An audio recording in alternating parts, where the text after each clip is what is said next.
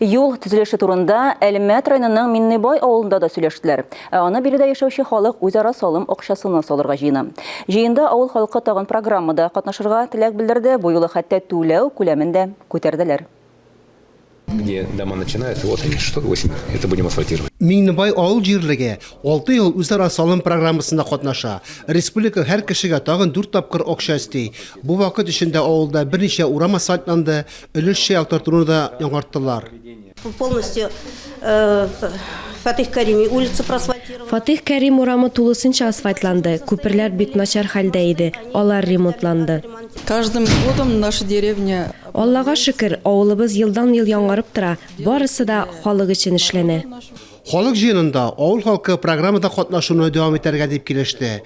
Моңа кадәр референдумнар узган иде. Соңгы 2 елда карар ачык тавыш бирү юлы белән кабул ителә. Һәркемнең үз фикерен белдерү һәм башлыкка сораулар бирү мөмкинлеге бар. Үзара салым программасында 18 яшьтән өлкәнрәк 770 кеше катнаша. 218 кеше өйдә тавыш биргән. Нигездә алар өлкән буын вәкилләре. Узган ел 400 сум акча җыйганнар, ә быел түләүне 500 сумга кадәр арттырганнар. Җыелган акчалар юлларны ремонтлауга тотыла. Яшьләр урамын яңарталар. Анда 700 метр асфальт салына. Начиная с 2014 года все работы... 2014 елдан башлап барлык билгеләнгән эшләр 100% үтәлде. Авыл кешеләре ел сайын программада актив катнаша. Моңа бик уңай карыйлар. Җыенда проблемалы тагын бер мәсьәлә. Леногорскига бара торган юл буенда тротуарларны төзекләндерү буенча фикер алыштылар.